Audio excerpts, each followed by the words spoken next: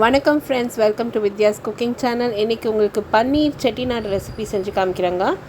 இதுக்கு நம்ம ரெகுலர் கரம் மசாலா, பட்டை, ஏலக்காய், கிராம்பு, ஒரு ஸ்டார் அனீஸ், கொஞ்சமாக இந்த கடல் பாசி, மிளகு இத்தனையும் நம்ம எடுத்து வச்சுக்கணும். கடாயில் கொஞ்சமாக தேங்காய் எண்ணெய் சேர்த்து இதில் பொடியாக நறுக்கின அரை வெங்காயம், இஞ்சி, பூண்டு, கருவேப்பிலை, பச்சை மிளகா, நம்ம எடுத்து வச்சுருக்க கரம் மசாலா இத்தனையும் சேர்த்து நல்லா வதக்கி எடுத்துக்கணும். இது நல்லா வதங்கினதும் அடுப்புலேருந்து இறக்கி ஆற விட்டு மிக்சி ஜாருக்கு சேர்த்து கொஞ்சமாக தண்ணி விட்டு வழுவழுப்பாக அரைச்சி எடுத்துக்கோங்க. கொஞ்சமாக வெங்காயம், பூண்டு, இஞ்சி பொடியாக நறுக்கி எடுத்து வச்சுக்கோங்க. இப்போ பேனில் மறுபடியும் நான் தேங்காய் எண்ணெய் சேர்த்து கொஞ்சம் நல்லா காய விட்டு அதில் பொடியாக நறுக்கின பூண்டு, இஞ்சி சேர்த்து முதல்ல அது பச்சை வடை போகிற வரைக்கும் நல்லா வதக்கி எடுத்துக்கினேன். இப்போது மசாலா விழுது அரைச்சி எடுத்துக்கணுங்க.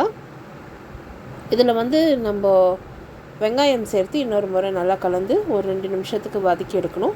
கருவேப்பிலையும் சேர்த்துக்கோங்க. காரத்துக்கு தகுந்த மாதிரி நீங்கள் பச்சை மிளகாய் சேர்த்துக்கலாம். இப்போ நான் இதில் அரைச்சி வச்சுருக்க விழுது சேர்த்துக்கிறேன். விழுது சேர்த்து ஒரே ஒரு நிமிஷம் நல்லா கிண்டி கலரி ஃப்ரை பண்ணணும்.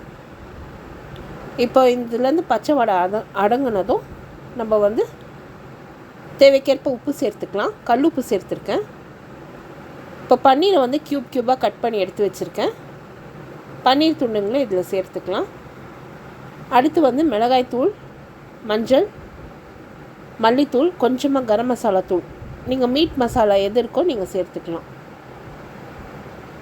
இன்னொரு முறை நல்லா கலந்து ஒரு 2 நிமிஷத்துக்கு ஃப்ரை பண்ணுங்கள். மூடி போட்டு ஒரு 2 மினிட்ஸ்க்கு வேக விடுங்க. மூடி திறந்து அதுக்கு அடுத்து ஒரு 30 செகண்ட்ஸ் ஒரு வாட்டி நல்லா கலரி விட்டு ஃப்ரை பண்ணிங்கன்னா நம்மளுக்கு செட்டிநாடு பன்னீர் ரெடி ஆகிடும். இது ரொம்பவே சூப்பராக இருக்கும். சப்பாத்தி, புலாவ் இந்த மாதிரி ஐட்டம் சாப்பிட்றப்போ இது ரொம்ப நல்லாயிருக்கும். ஒரு நல்ல சைட் டிஷ். ஸோ இது ரொம்பவும் தொக்கு கிரேவியாகவும் இல்லாமல் ரொம்பவும் ஒரு தொக்காகவும் இல்லாமல் ரொம்ப டேஸ்டியாக ரொம்ப நல்லாயிருக்கும். ட்ரை பண்ணிவிட்டு உங்களோட காமெண்ட்ஸ் எல்லாம் போஸ்ட் பண்ணுங்கள். நான் ஒயிட் புலாவோட இது சர்வ் பண்ண ஹஸ்பண்ட் ரொம்ப என்ஜாய் பண்ணி சாப்பிட்டாருங்க. நீங்களும் ட்ரை பண்ணிவிட்டு உங்களோட காமெண்ட்ஸ் எல்லாம் போஸ்ட் பண்ணுங்கள். தேங்க்யூ ஸோ மச் ஃபார் வாட்சிங். Bye bye.